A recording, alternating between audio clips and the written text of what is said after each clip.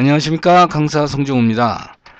이번 시간에는 스프링 프레임워크를 공부하는 데 있어서 어떤 부분을 준비를 해야 될지, 어떻게 시작을 해야 될지, 일단 자바가 좀 처음이신 분들을 위해서 간단한 로드맵을 하나 준비를 해봤습니다. 자, 대부분 아마 이제 스프링을 공부하시는 분들은 또 사실은 대부분 많은 공부를 해오신 분들이기 때문에 그런 분들한테는 이 로드맵은 크게 필요가 없을 것 같습니다. 오히려 그런 분들은 김병건 강사님의 그 로드맵을 적극 추천을 해드리니까요. 그 부분을 좀 참고를 해주시고요. 자, 여기는 이제 자바를 이제 처음 시작을 해서 스프링까지 공부하는 데 있어서의 어떤 과정으로 공부를 했으면 좋은가, 이제 그런 부분에 대한 조언이니까, 물론 뭐 또 제가 이렇게 드리는 이 얘기가 뭐 꼭 절대적인 건 아닙니다. 근데 일단 뭐 일반적인 그 수준에서 이렇게 할 수 있다라는 뭐 그런 차원에서 한번 들어주셨으면 좋겠습니다. 자, 그러면 일단 처음에 만약에 자바를 처음 시작하신다라고 하신다면은, 물론 이제 자바를 처음 시작하시는 분들이 스프링 과정까지 아마 오해주시게 된다면 상당히 많은 시간이 좀 필요로 할 텐데, 그리고 또 대부분 지금 제 스프링 강의를 들으시는 분들은 자바를 처음 하시는 분들이 오시지는 않죠. 예, 그래서 일단은 뭐 자바 부분은 뭐 굳이 설명을 자세하게 드리지 않고 뭐 간단하게만 얘기를 좀 하도록 하겠습니다. 일단 뭐 자바는 일단 기본적인 자바 SE 스탠다드 에디션을 기본적으로 해줘야 되겠죠. 우리가 이제 이 부분을 이제 자바 코어라고 해서 모든 자바 기술의 밑바탕이 되는 부분이니까, 예, 반드시 이 부분을 이제 공부를 하셔야 그 다음에 자바의 어떤 다른 기술로 를 좀 확장을 해서 우리가 나갈 수가 있잖아요. 그래서 이쪽으로 뭐 자바 E라든가 또는 자바 M이라든가, 자, 이런 쪽으로 기술을 좀 더 확장시켜서 공부를 해 나가실 수 있는 거기 때문에 일단 기본적인 스탠다드 에디션은 반드시 공부를 해 주셔야 되겠습니다. 그래서 이 스탠다드 에디션을 공부를 하시면서 결국 여러분들이 이 과정에서 이룰 수 있는 결과는 바로 어플리케이션을 만드실 수 있는 거죠. 기본적인 하나의 컴퓨터 안에서 독립적으로 시행될 수 있는 어플리케이션을 만드시는, 즉 어플리케이션, 요거를 만드실 수 있는 것이 바로 이제 이 과정에서의 아마 여러분들이 내놓을 수 있는 그런 결과가 되겠습니다. 자, 그러시면서 이제 이 부분에서는 이제 주로 이제 이런 알고리즘 같은 거를 공부를 같이 해주시는 것이 상당히 좀 효과적이라고 할 수 있겠습니다. 자, 우리가 보통 알고리즘이라고 하면 상당히 좀 막연하게도 생각하시는데, 일종의 뭐 데이터 구조, 우리가 보통 다른 말로는 데이터 구조라고도 하거든요. 데이터 구조에서 데이터 스트럭처라고 해가지고 일반 서점에 가시면은 뭐 알고리즘이라는 이름의 제목도 있지만 또는 데이터 구조 라는 이름의, 예, 그런 또 책도 있습니다. 거의 같은 개념이라고 보시면 되기 때문에 이 데이터 구조 또는 알고리즘에 관해서 같이 공부를 좀 해나가시면 좋겠고요. 어느 정도 이 자바 기초 문법이 좀 익숙해지시면은 사실 여기에다가 덧붙여서 우리가 디자인 패턴, 자, 이 디자인 패턴도 조금씩 공부를 해 주시는 것이 좋습니다. 물론 한꺼번에 이거를 공부해 나가는 것은 굉장히 부담스럽기 때문에 조금씩 하나하나의 패턴, 실제 프로젝트를 개발하는 데 있어서 자, 어떻게 이제 패턴들이 또 우리가 적용이 되는가, 그런 것들도 조금씩 공부를 해 나가시는 게 좋습니다. 그래서 일단 기본적인 자바는 이제 우리가 말 그대로 SE 스탠다드 에디션이라는 것으로 일단 기본을 잡아 주시면 되겠고요. 그 다음에 바로 여기에서 여러분들이 스프링으로 들어가셔도 됩니다. 자, 일단 스프링 프레임워크라고 하는 것은 보통 이제 또 많이들 오해하시는 것이 스프링이 꼭 웹에서만 쓰시는 줄 알고 계시는 분들도 많은데, 자, 우리가 이제 웹에서 쓰는 스프링은 이제 스프링 MVC라고 해서 스프링 MVC라고 해가지고 따로 웹에서 사용하는 그 모듈이 따로 있습니다. 그래서 기본적인 어플리케이션에서도 우리가 스프링 프레임워크를 쓸 수가 있기 때문에, 자, 일단 여러분들이 자바 스탠다드 에디션을 하시고 그 다음에 일반 어플리케이션에서도 스프링을 얼마든지 이용하실 수 있다는 거.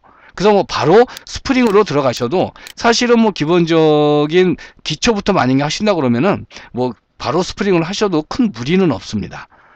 자, 그런데 이제 아까도 말씀드렸다시피 이제 대부분 이제 실제 업무나 현업에서는 이제 웹에 적용하는 것이 대부분이기 때문에 아무래도 이제 웹에 적용을 하기 위해서는 이제 이 부분으로 두 번째 단계에서는 이제 이 부분을 공부를 해 주시는 게 좋겠죠. 자, 이제 여기 보면 이제 바로 웹에 관련된 부분인데, 자, 일종의 네트워크 프로그래밍이라고 보시면 되겠습니다. 네트워크 프로그래밍인데 다만 소켓을 직접적으로 이용하는 것이 아니라 HTTP라는 인터넷이라는 그 환경에서 우리가 돌아갈 수 있는 프로그램을 만든다, 그렇게 생각하시면 되겠죠. 그래서 여기서는 이제 서블릿과 JSP라는 과목으로 공부를 하시면 되는데, 이 서블릿, 그 중에서도 이 서블릿이라는 것이 상당히 중요한, 예, 그런 주제라고 볼 수가 있겠습니다. 그래서 처음에는 물론 초보자분들이 서블릿을 처음에 시작하기에는 좀 상당히 어렵기 때문에 JSP로 이제 시작을 하시는 분들도 많은데, 일단 제가 추천을 드리기에는 서블릿 조금 어렵더라도 서블릿을 먼저 하시고 그 다음에 JSP를 하시는 것이 개념 정리 그리고 이해를 하는데, 원리를 이해하는데 상당히 더 도움이 되시지 않을까. 자, 그렇게 예, 일단 생각을 해봅니다. 그래서 일단은 서블릿과 JSP는 이제 여러분들은 뭐 이렇게 뭐 어차피 하나로 묶어서 이제 공부를 하시면 되는데, 이걸 하시기 위해서는 일단 가장 기본적으로는 웹 베이직, 다시 하면 이제 HTML, 자바스크립트, 그 다음에 CSS. 자, 이 부분이 사실 어떻게 보면 이제 이렇게 하나만 할 수는 없고요. 이 세 가지가 어우러져서 가장 기본적인 밑바탕이 그려지는 바로 이제 그러한 과목들이 되겠습니다. 그래서 일단 이 서블릿이나 JSP에 관련된 것을 이제 공부를 하신다 그러면은, 자, 기본적으로 HTML, 자바스크립트, CSS 그렇게 깊게 하지 않으셔도 좋습니다. 물론 깊게 하는 것은 이건 디자이너들의 몫이고요. 여러분들은 이제 개발자 입장에서는 주로 코드만 볼 줄 아셔도 됩니다. 그래서 이게 대충 무슨 뜻이고 어떻게 그려지겠구나 라는 그런 코드만 볼 줄 아셔도 되기 때문에, 자, 그런 차원에서 이제 공부를 좀 해주시고, 나중에 좀 더 이제 여유가 되시면은 이 자바스크립트나 CSS 쪽으로 좀 더 깊게 공부를 하시면은, 예, 상당히 이제 그게 어디로 이제 연결되냐면요, 나중에 AJAX라고 하는 특별한 기술을 여러분들이 발휘할 수 있는 그런 바탕이 되겠습니다. 그래서 일단은 이제 웹베이직을 이제 예, 공부를 하셔야 되고요. 예, 하셔야 되고, 이제 그렇게 하시다 보면은 이제 웹에서 우리가 프로젝트를 하는 데 있어서 크게 이제 두 가지 패턴을 만나시게 됩니다. 개발 방식, 개발하는 데 있어서의 크게 두 가지 패턴을 만나실 수가 있는데, 그게 바로 이제 모델 1이라는 방식과 모델 2라는 방식이 있어요. 자, 모델 1과 모델 2. 자, 요거는 일종의 개발 방식인데, 모델 1은 상당히 간단하고 쉬운 방식입니다. 굉장히 직관적이고요. 굉장히 쉬운 방식인데 비해서 프로젝트 사이트가 점점 규모가 커지거나 유지보수를 자주를 해야 된다면은 모델 1보다는 이제 모델 2라는, 특히 MVC라고도 얘기합니다. 모델 2는 이거를 반드시 공부를 하셔야 됩니다. 자, 그래서 이걸 하셔야 여러분들이 나중에 프레임워크, 스프링이나 스프링 프레임워크를 공부하실 때에도 상당히 큰 도움이 되거든요. 그래서 사실 모델 1 같은 경우는 요거는 주로 이제 프로토타입용으로 요즘 써요. 이제 실제 우리가 그 현업에서 개발용으로 쓰기보다는, 자, 프로토타입 해가지고, 자, 실제 그 사용자들에게 결과를 미리 빠르게 보여줄 수 있는, 그래서 이제 어떤 샘플 사이트 같은 걸 빨리 만들어서 이런 식으로 돌아간다라는 것을 보여주기 위한 목적으로 이제 주로 쓰이지, 실제로 개발하는 용도로는 거의 쓰이지 않는다는 거죠. 그럼 이제 여러분들이 이제 JSP를 처음에는 어쨌든 모델 1부터 일단 공부를 하시는데 실제로 이제 개발에 우리가 적용되는 패턴은 모델 2 방식이라는 것을 알고 공부에 임해 주시면 되겠습니다. 자, 그리고 이 JSP 문법은요, 예, 잠깐 지우고 잠깐 얘기를 다시 해볼게요. 자, 이 JSP 문법은 크게 네 가지로 이루어져 있어요. 그게 뭐냐면은, 자, 일단 여러분들이 이제 공부를 해보시면 알겠지만, 첫 번째가 스크립트 엘리먼트라는 것과, 두 번째는 디렉티브, 세 번째는 내장 객체 또는 기본 객체라고 얘기합니다. 네 번째가 바로 액션 태그라는 건데요. 자, 요게 바로 기본적인 JSP 문법의 전부입니다. 여기에 이제 JSP 2.0부터 새로 추가된 문법이 이제 EL이라는 것이 이제 이렇게 등장을 하게 되고요. 그럼 결국은 이 다섯 가지가 JSP 문법의 전부거든요. 그러니까 어떻게 보면 사실 JSP만 따져봤을 때는 문법이 얼마 되지 않아요. 그러니까 뭐 이거는 문법만 공부한다 그러면은 사실 맘만 먹으면 여러분들 뭐 이틀 3일 안에도 충분히 공부를 하실 수 있습니다. 자, 그럼에도 불구하고 이렇게 시간이 많이 걸리는 이유는 이 기본 문법만 가지고 우리가 사이트를 만드는 건 아니죠. JSP가 갖지 못한 다양한 여러 가지 주변 기능들도 여러분들이 섭렵을 하셔야 되기 때문에 그런 부분, 특히 이제 DB에 관련한 거라든가 이런 부분들이 상당히 많은 시간을 요하는 바로 그런 부분들이 되겠습니다. 그래서 자, 일단 여러분들이 특히 이 JSP 문법 중에 액션 태그라고 하는 것이 있어요. 이 액션 태그가 바로 이제 우리가 이 자바의 고급 문법적으로 나아가는 데 있어서의 어떤 한 전환점이 되는 부분입니다. 이 액션 태그라는 것은 간단하게 얘기하면은 우리가 이제 말 그대로 JSP라는 것과 서블릿이라는 JSP와 자바 코드를 서로 분리해서, 즉 디자이너와 프로그래머가 서로 따로 개발할 수 있는 그런 환경을 만들어주기 위한, 자, 그런 데서 이제 시작을 하는 것이 바로 액션 태그가 되겠습니다. 자, 그런데 이제 이런 액션 태그만으로는 그러한 그 디자인 코드랑 프로그래밍 코드를 서로 분리하기가 힘드니까, 자, 이거를 이제 몇 개 되지 않거든요, 이 액션 태그가. 그래서 직접 이제 태그를 만들어야 되는 그런 시점에 이제 올 수 있다는 거죠. 그래서 이제 그거를 우리가 커스텀 태그, 커스텀 태그라고 얘기를 합니다. 사용자가 직접 태그를, 액션 태그를 만드는 거예요. 근데 매번 개발할 때마다 이런 태그를 만들 수가 없기 때문에 그걸 미리 만들어서 제공해주는 라이브러리가 있는데, 그게 바로 JSTL입니다. 그래서 이걸 가져다 쓰게 되면 프로젝트를 좀 더 빠르고 쉽게 개발할 수 있는, 바로 이제 그런 도움을 줄 수 있는 것이 바로 JSTL이거든요. 그래서 이거를 이제 여러분들이 공부를 해주시면, 이것이 이제 나중에 이제는 거의 표준 라이브러리로 자리를 잡고 있기 때문에, 뭐 이거는 어떤 프레임워크에서 공부를 하시든 공통적으로 사용되는 이제 그런 라이브러리니까 꼭 공부를 해두시는 것이 좋습니다. 자, 그러면 이제 이런 JSTL이 이제 나중에는 아예 바로 이런 스프링이라든가 이제 그런 스트러치와 같은 이런 프레임워크에 또 내장이 되기 때문에 여러분들이 꼭 공부를 해 두시는 게 좋고요. 자, 이 정도만 하셔도 바로 뭐 이제 그 다음에는 스프링이나 또는 스트러치라고 하는 이 두 개, 지금 제가 원래는 이제 스프링 로드맵인데 여기서 스트러치도 말씀드리는 거는, 보통 이제 회사에서는 한 가지 프레임워크만 쓰는 경우보다는 다른 프레임워크를 서로 연동을 해서 쓰는 경우가 많습니다. 아니면 회사 자체 내에서 개발한 라이브러리라든가 또는 다른 프레임워크를 통해서 서로 결합되는 형태로 많이 쓰거든요. 그래서 사실 스프링 하나만 순수하게 쓰는 경우는 그렇게 많지 않다는 거죠. 물론 대부분 이제 스프링이 주가 되긴 하지만, 그래도 우리가 이 MVC 모델의 가장 시초가 되는 것이 바로 이 스트러치고, 거기에서 또 좀 더 발전한 게 스트러치 2가 되겠습니다. 그래서 스트러치도 이제 1하고 2가 있는데, 1보다는 아무래도 2 쪽에 지금 현재 흐름으로 봐서는 2 쪽을 공부하시는 것이 좀 더 도움이 되실 거고요. 그리고 이 둘을 서로 연동해서 쓰는 경우가 굉장히 많다는 거죠, 실제 현업에서는. 그래서 이제 여기에다가 뭐 이제 좀 더 이제 발전을 했을 때 여러분들은 바로 데이터베이스를 좀 더 편하게 쓸 수 있는 방법, 바로 이제 그것을 생각을 하게 됩니다.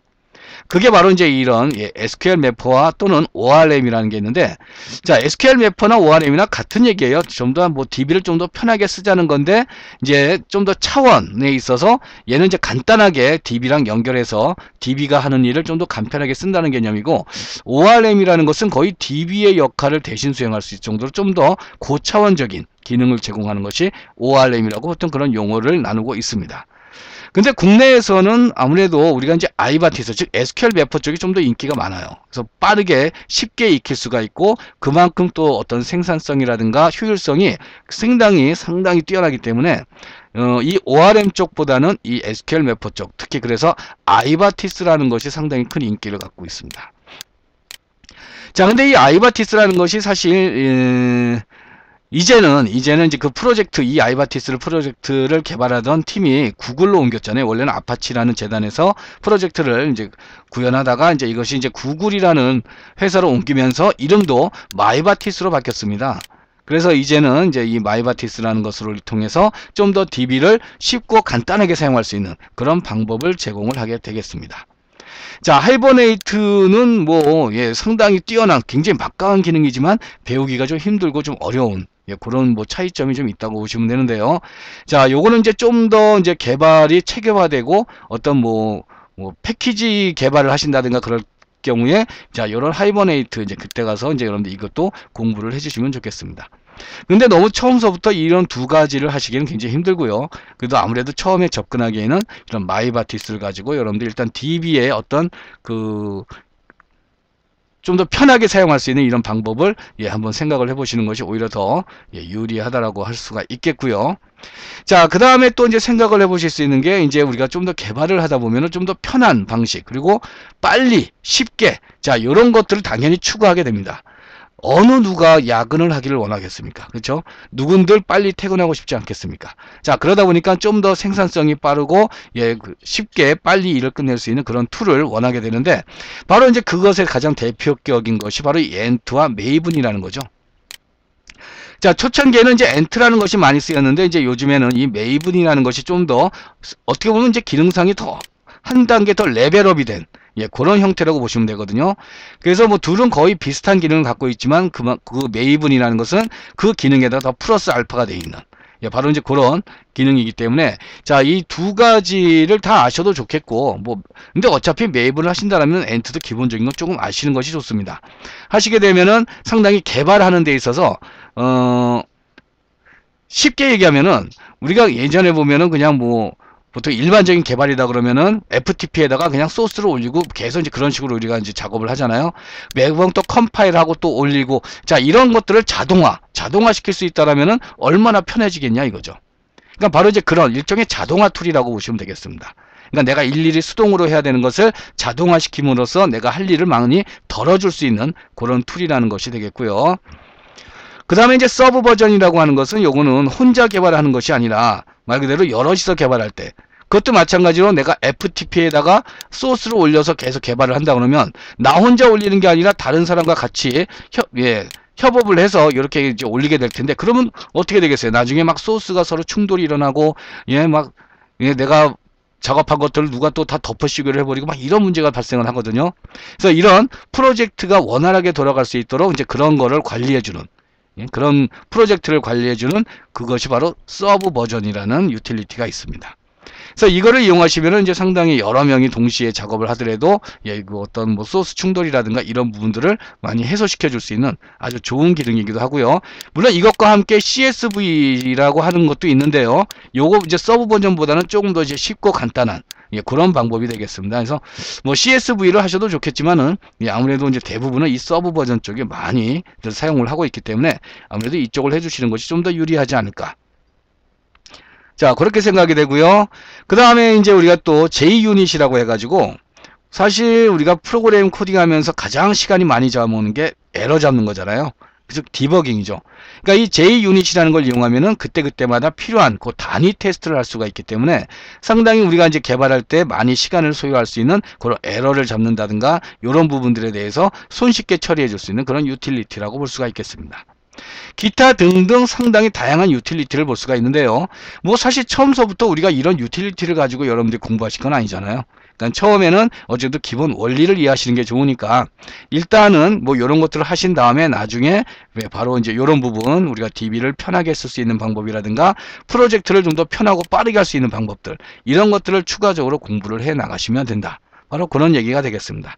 그래서 어쨌든 스프링이든 스트러치든 이 프레임워크를 하기 위해서는 기본적인 자바라든가 또는 하다못해 만약에 웹에서 여러분들이 활용하실 거라면은 서블릿 JSP 쪽에 이런 부분들을 꼭 공부를 해 주시고 넘어오시면은 그만큼 좀 더 응용력이라든가 좀 더 이해력들이 아무래도 많이 달라지게 됩니다. 자, 그래서 일단은 간단하지만 이 정도로 여러분들이 한번 로드맵을 살펴봐 주시고 좀 더 뭐 부족한 부분이 있거나 뭐 그런 거 있으면 나중에 또 추가로 제가 또 올려드리도록 하겠습니다. 자, 일단 여기까지 로드맵 한번 잘 정리를 해 주시기 바랍니다.